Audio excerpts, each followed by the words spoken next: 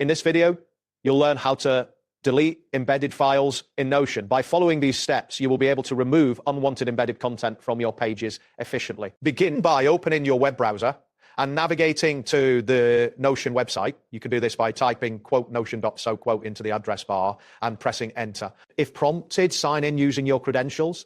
This will ensure that you have access to your personal workspace. After successfully signing in, you should be directed to your Notion dashboard, where you can view your existing pages. Next, locate and click on the option to create a new page. This is typically found in the sidebar on the left, labeled New Page. Once you click this, a blank page will open, allowing you to start fresh. After the new page appears, you will see a text field labeled Untitled. Click on this area to enter a title for your page. For organization purposes, it is recommended to choose a descriptive title that reflects the content you plan to embed. Once you have titled your page, click on any blank space within the page.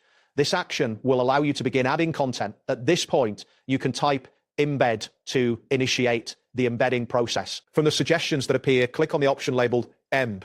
This will prompt a pop-up window to appear asking for the link you wish to embed. Type in the URL of the content you want to embed, such as google.com, then click embed link to confirm your selection. After embedding, you will see a visual representation of the link on your page.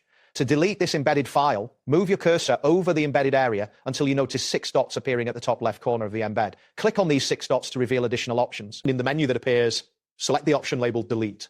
This action will remove the embedded content from your page. After confirming the deletion, it is a good practice to click on a blank space again to ensure the changes are saved. Finally, review your page to confirm that the embedded file has been successfully removed. If you need to delete additional embeds, repeat the process as necessary. Keep in mind that large files may take longer to delete, depending on your internet speed, but this should not affect the overall process. That wraps up today's guide. Thanks for watching, and catch you in the next tutorial.